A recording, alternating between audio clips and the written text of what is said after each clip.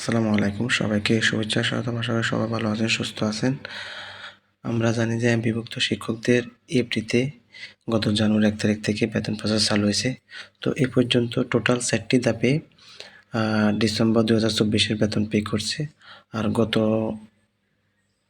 5ই March জানুয়ারি বেতন pay করছে total 3.5 lakh শিক্ষক কর্মচারীর।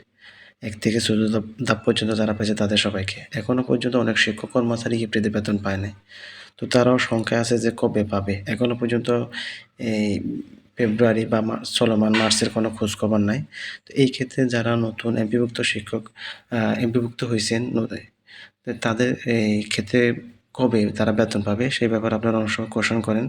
তো পঞ্চম গণবিজ্ঞপ্তিতে যেসব শিক্ষক কর্মচারী নতুন বিভক্ত হয়েছেন তো তাদের বেতন কবে দিবে সে ব্যাপারে যে আজকের যে আপডেট নিউজ সেটা হচ্ছে এটা যে নতুন বিভক্ত শিক্ষকদের ইএফটিতে কবে ডিসেম্বর বেতন কবে দিবে। তো যে সমস্ত শিক্ষক কর্মচারী পঞ্চম গণবিজ্ঞপ্তিতে নিয়োগপ্রাপ্ত হয়েছেন তো তাদের শিক্ষকদের ডিসেম্বর মাসের বেতন চলতি সপ্তাহে পাঠানো হবে। তবে পঞ্চম ধাপের সঙ্গে এই শিক্ষকরা বেতন পাবেন। তো পঞ্চম ধাপের জন্য টোটাল হচ্ছে 8,827 জন শিক্ষক কর্মচারীর নাম চূড়ান্ত করছে, যদিও এখনও ইএফটি ড্যাশবোর্ডে বা এদের নাম প্রকাশ করে নাই বা 8,887 জন কারা সেটা এখনও নাম প্রকাশ করে নাই।